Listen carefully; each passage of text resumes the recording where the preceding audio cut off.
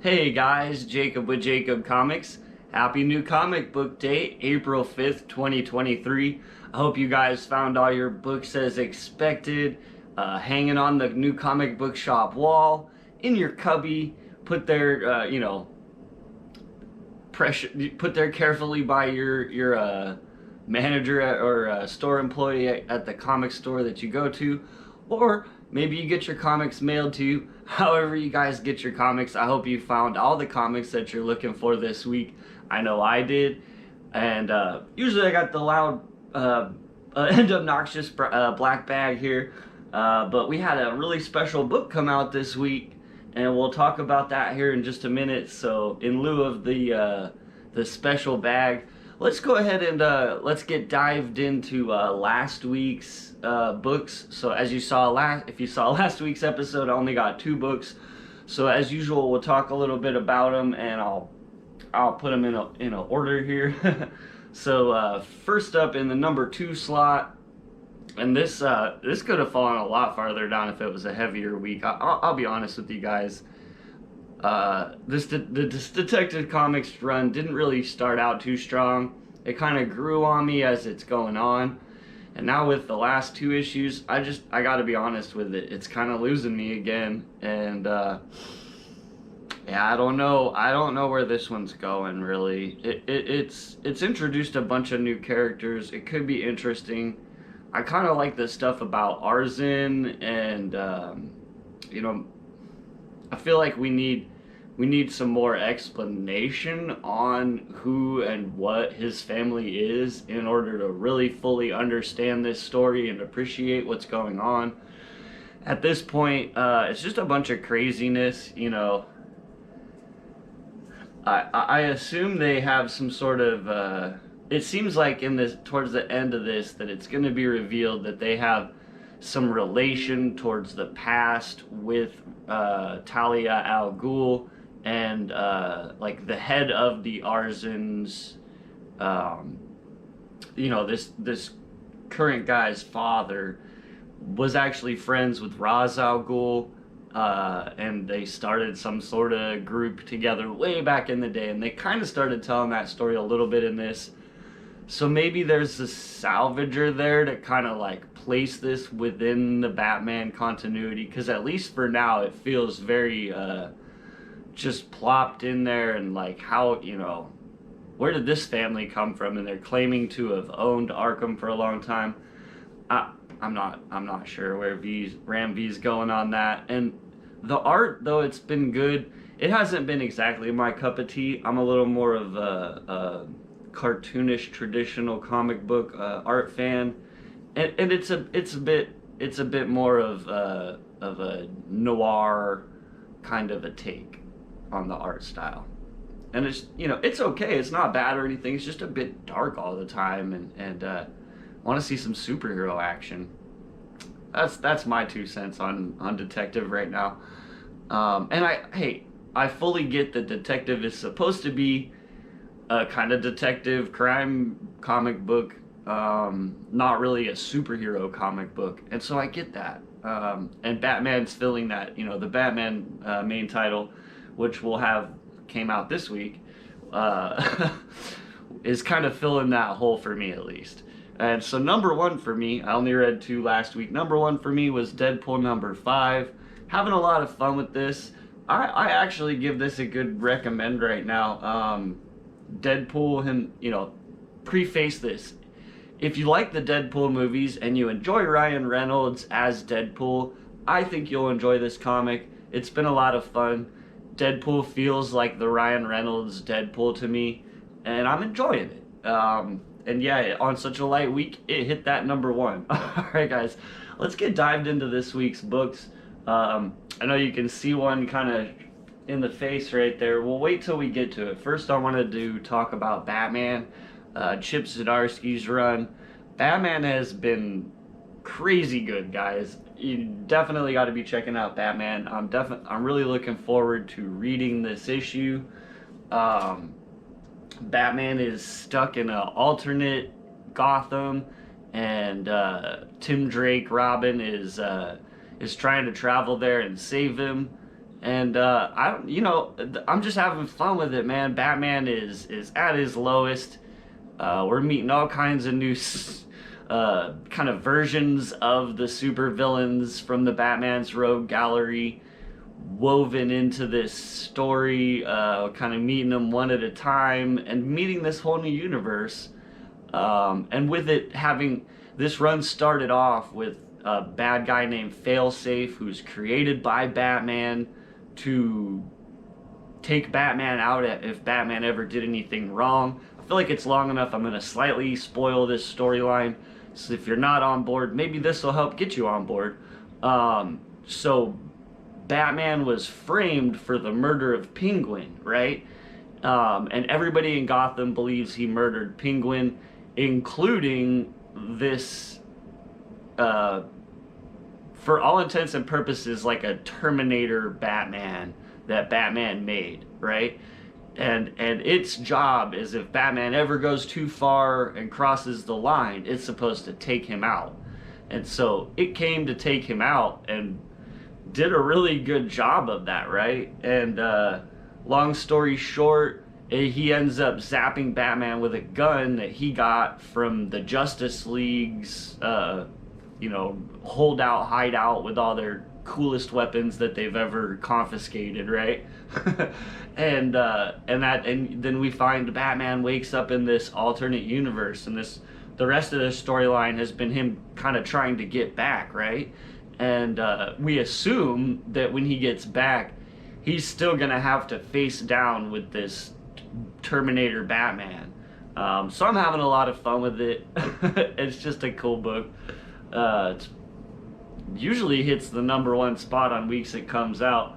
Hey, like, comment, and subscribe to the channel so you're always notified about new content, so you guys get to see next week where all these books landed in the looks like we're gonna have a top 5 next week, so that should be fun. Now, next up we have the book that's right here, the variant, and I'll show that closer here in just a second and explain what's going on. Hey guys, if you don't know about this, head out to the local comic book shop and see if you can find yourself one of these right here. So both of these are Spider-Man #7. This would be the cover A, which I'd say is still probably going to be, relatively desirable, but this one is the big one. It's a secret variant, so it's kind of under ordered because they didn't show the comic stores the issue that you could order. Let me just carefully set these down. So here's cover A for Spider-Man #7, and kind of like a homage to that first Hobgoblin as well, with a character that was introduced a little bit ago, kind of tearing Spider-Man in half. But I wanted to so you guys could get a good look at this cover. This is the cover you're really looking for. So this issue, Spider-Man 7, is the first appearance of Spider-Boy, who you can see here on the secret variant. And yeah, I think it could be a character going forward that this might be a valuable book. Just throw this out there. I peruse a lot of different comic book sites and stuff like that. And so the writer of this series, Dan Slott, has actually came out and said, like, he's been on his I believe it's I don't know if it's the IG that he's using, but I think it's actually the Twitter. So I think he's been on his Twitter a bunch talking about this book for, I don't know, like 3 months or so. And he's been saying ever since that issue 7's gonna be really big, guys. You guys want to order it. It's gonna be huge. He was trying not to spoil it, but it was kind of figured that because he's telling this Spider-Verse story, and it sort of wraps up here pretty soon in 7. I don't know if it wraps up in issue 7 or in the next issue, in issue 8. Since I have not read this yet, I will be reading it momentarily. yeah, not this copy. I'm gonna go ahead and read the cover A. That's my personal copy for the collection, reader copy, if you will. But yeah, so I was able to find, there was only one copy of this at my LCS. So I was able to find one. Super happy about that. If you guys end up seeing this book on the wall, just throw it out there. You know how sometimes I'll check out eBay and see what's going on with prices. This thing has pages and pages and pages of $25 sales. Like pages. So many that it scrolled all the way down to the bottom of the amount of listings that eBay will show you, and it was still the same. It was still April 5th, Spider-Man number 7, the secret variant specifically. This one had a few sales for $10, but not nearly as much. This thing is absolutely on fire right now. If you can find a copy, I would grab it, just because it's like I said, it got under ordered. Not a lot of people knew that this was going to be the first appearance of Spider-Boy, and no one knew what he looked like. He looked super cool because this secret variant wasn't revealed until just a couple days ago, right? When when comic stores got the books in. So yeah, wanted to kind of spend a bunch of time pointing that out. If you can find yourself a copy at cover price, yeah, I definitely think it's a good pickup. Roll back around to what I was saying earlier. Dan Slott was saying that he intends to write this character as long as he's writing Spider-Man comics. He is going to be weaving this character into all the storylines that he writes. That's what he said. He said this is his character, and he's really gonna go all out, pushing him and using him as much as he possibly can. So yeah, we're probably gonna get a solo from that written by Dan Slott at some point, would be my guess. When he moves on from Spider-Man and someone else comes over to take over the title, I truly could see Dan being like, hey guys, I got this really great idea for a Spider-Boy solo, and you know, if he's built some love for the character up till that point, it's gonna happen. And if you look at that design, it's really cool. Super curious to read the issue and find out, you know, who the character is and what he's all about. And yeah, we'll see where he lands on the top 5 next week. So quickly, I've talked about a bunch of these a lot, so I'll try not to spend as much time on the rest of these, but we got Venom number 18 this week. This has been one of my favorite reads every week. Easily could hit the number 1 spot. I hear we get a bunch of reveals in this one, and Eddie is really soon. A couple of issues from finally figuring out how to get himself back to our reality permanently, right? And so we're definitely wrapping up the storyline, and I'm super curious to see how this is all gonna play out.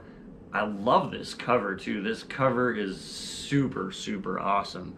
I love how we have all the different characters that have kind of been taking part in this storyline, and Dylan's there on the left. It's just, that is a cool cover, and that's Dylan's Venom as well. Dylan's Venom always has the chains, so that's how you can tell, and his head shape's a little bit different. Okie dokie. There's 2 more books over here. This one is so meandering. I think I've been kind of slightly complaining about it for a little bit.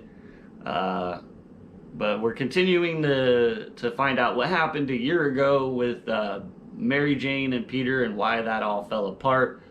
I don't want to go too heavy into spoilers if you haven't been reading this one. So yeah, Peter's pretty on the down and outs because he and Mary Jane have now been separated, and a bad guy was chasing him, and he's trying to get reunited with MJ. And I guess it's kind of strange because we all know that that's not what's going to happen, because we know they broke up. We know what's gone on since then. Now he's kind of with Black Cat. so we know that it's obviously it's not gonna end well what's going on right now, and I think that's another reason why the story's a little middling right now, because we know the ending and we're just trying to at this point we just want the reasons why, and I think we're all hoping together that that makes some sort of sense. Otherwise it's just going to be a disaster. I'm just being honest with it, because we've waited over excuse me, we've waited over a year now for answers, and now that we're finally getting answers, I at least don't initially like yeah, we'll see, man. It's because I'm the guy that doesn't mind if he's with Black Cat, but I need you to explain what happened with him and Mary Jane in a way that makes sense and feels like something that could actually happen. So last up we have Wolverine 32. It's been a super fun run. I don't know if this is like the first appearance of the Weapons of X or what's going on. I'll let you guys know next week when we do the top 5 on these books. But it says Logan versus Weapons of X, and obviously we can see Wolverines here, and there's a bunch of Wolverines, like a bunch of them, like multiverse Wolverine amounts of Wolverine. But we obviously know Beast is a crazy bad guy, and he can biologically grow mutants in his lab, so I'm assuming they've all just been grown by Beast, and Wolverine's got to somehow tear his way through a bunch of copies of himself. Sounds like a fun comic. Let's go. That's pretty much just Beast's been a bad guy. Wolverine killed him, but he had his own resurrection protocol set up, and so now Beast is on the run. Everybody knows now how bad of a bad guy Beast is, and so he's not really allowed on Krakoa anymore. It's kind of where we're at with Wolverine. Wolverine's on the hunt for Beast, and from previews, it looks like that's going to continue for a while. Some more battles between Wolverine and Beast, and that's been fun, honestly, because they've really been setting Beast up as a bad guy for quite a while now in the X-Men comics. It's been 2-3 years. He's been questionably a bad guy, and a year he's definitely been a bad guy, so it's earned, and I'm having fun with it. That's pretty much what I have this week. As always, if you guys did watch this far into the video and you like this kind of content, like, comment, subscribe. Helps the YouTube algorithm spread me out so more comic people can find my channel. We'll see you guys next time, and have a great day.